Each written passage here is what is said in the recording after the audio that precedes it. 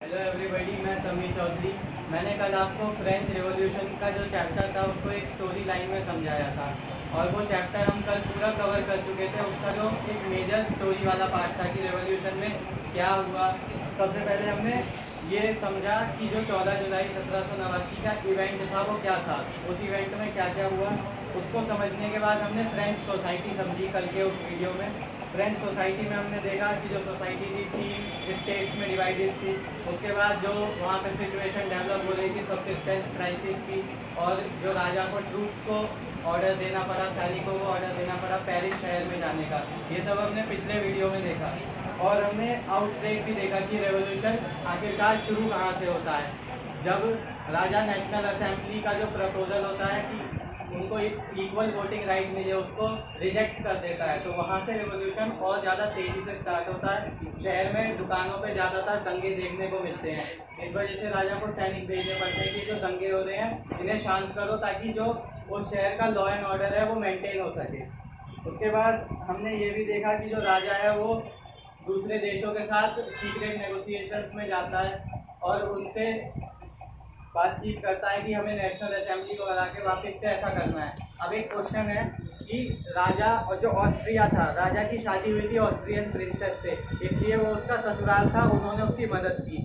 लेकिन जो दूसरी कंट्रीज थी उसने लुईस 16 की मदद क्यों की होगी?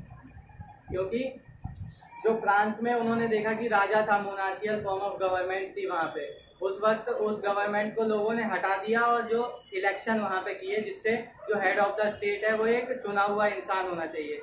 और जो उस वक्त देखा जाए तो फ्रांस के अलावा और जो जितने भी दूसरे देश थे वहाँ पे भी राजा ही रूल कर रहे थे, तो और देशों को भी डर था कि हो सकता है आज फ्रांस में तख्ता पलट हुआ है, कल हमारे देश में भी हो जाए। इस डर से उन्होंने सोचा कि इस जो छोटी सी है जो गदर मची है इसे यहीं पे ख़त्म कर दिया जाए। ये सारी स्टोरी थी फ्रेंच रिवॉल्यूशन की। फिर हमने जैकोबिन क्लब के बारे में पढ़ा और फिर हमने ये देखा जब मैक्सिमिलियन रॉबिस्पायर था उतना स्ट्रिक्ट रूल था, उस वजह से उसको ही एग्जीक्यूट कर दिया जाता है। और उसके बनने के बाद जो डायरेक्टरी बनती है वो भी उतने अच्छे से रूल नहीं कर पाती, तो नेपोलियन बोनापार्ट पावर में आता है उस चीज़ का फ़ायदा उठाते हुए। जब लड़ाई होती है दोनों लेजिस्लेटिव काउंसिल में तो नेपोलियन बोनापार्ट पावर में आता है। और फिर हमने ये भी देखा पावर में आने के बाद वो पावर से जाता भी कैसे है। 1815 में वाटरलू की लड़ाई में नेपोलियन हार जाता है।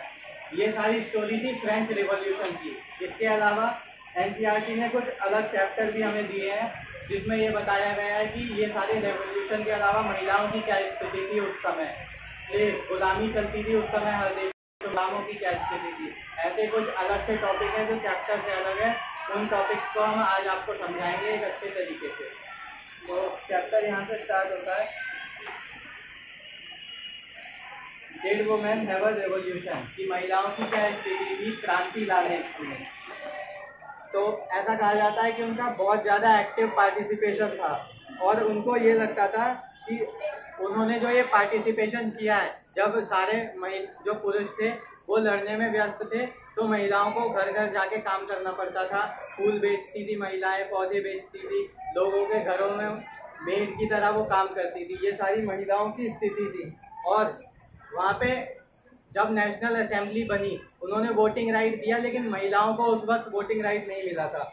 थर्ड, महिलाओं को हमेशा से होप थी कि उनको भी वोटिंग राइट मिले, अपने खुद के पॉलिटिकल क्लब बनाने का मौका मिले, उनको भी मौका मिले कि वो एक लीडर की तरह इलेक्ट करें और जितने भी कानून बनाने की पावर है वो सिर्फ पुरुषों के हाथ में ना हो, महिलाओं को भी दी जाए, ऐसा उनका मानना था। लेकिन नेशनल असेंबली के टाइम पे उनको वोटिंग राइट नहीं था, सिर्फ क्योंकि मैंने आपको पिछले वीडियो में बताया था क्योंकि महिलाओं को, बच्चों को और उन पुरुषों को जो 25 साल से कम के थे और जो टैक्स नहीं देते थे उनको पैसिव सिटीजन की कैटेगरी में डाल दिया था। उनको डाला था पैसिव सिटीजन को, जिस कैटेगरी में उनको वोटिंग राइट नहीं होता था।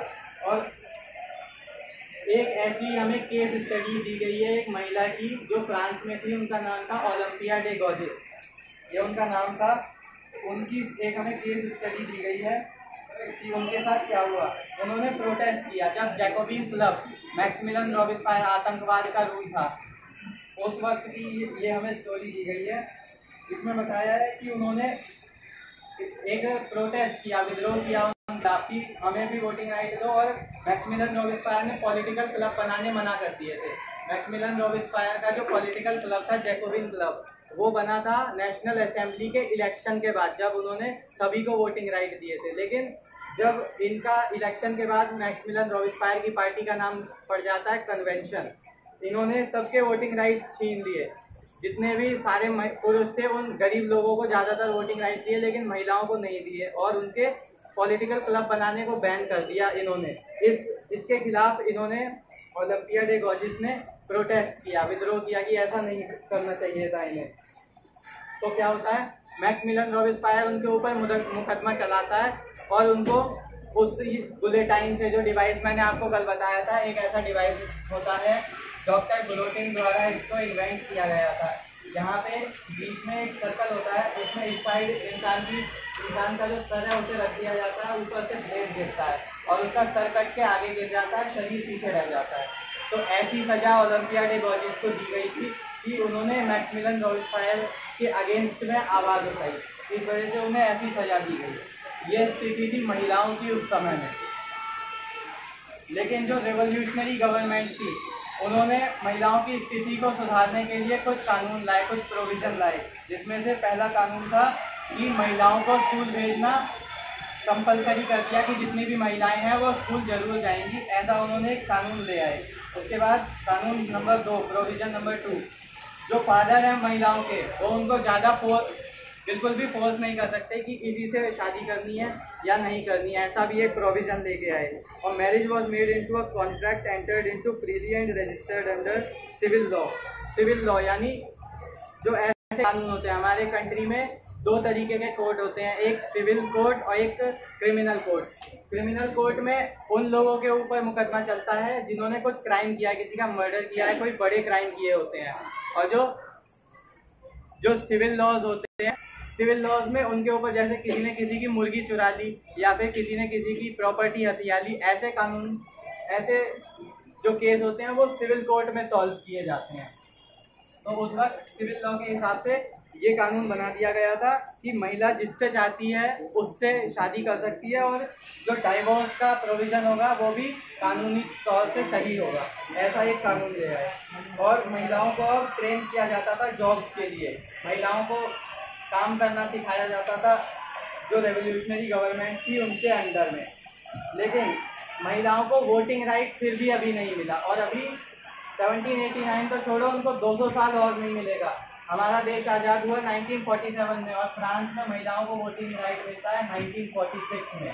तो उन्हें इतना ज़्यादा स्ट्रगल करना पड़ा वोटिंग राइट को हासिल करने के लिए।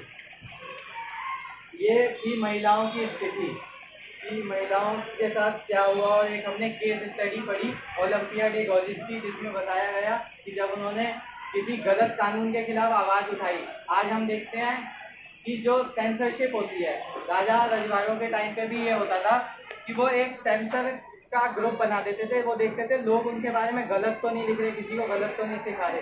सेंसरशिप जैसे फिल्म में बोर्ड होता है, जब भी कोई फिल्म बनती है एक सेंसर बोर्ड होता है जो ये देखता है कि फिल्म में कोई ऐसी चीज़ें तो नहीं है जो लोगों के हित के खिलाफ है, लोगों में एक गलत मैसेज पहुंचा रही है। और उसको अबॉलिश कर दिया गया सेंसरशिप को कि अगर लोगों को लगता है कि गवर्नमेंट अच्छे से काम नहीं कर रही तो वो गवर्नमेंट के खिलाफ आवाज़ उठा सकते हैं, अपनी गवर्नमेंट की गलतियों को हाईलाइट कर सकते हैं। ऐसा प्रोविज़न डाला रेवोल्यूशनरी गवर्नमेंट में, और ये सारी चीज़ें मैक्सिमिलियन रॉबिस्पायर के टाइम पीरियड में हटा दी गई थी। तो इसीलिए उसी के टाइम पीरियड को रिंग ऑफ टेरर कहा गया। हमने समझा महिलाओं की क्या स्थिति थी उस वक्त, एक केस स्टडी पढ़ी। और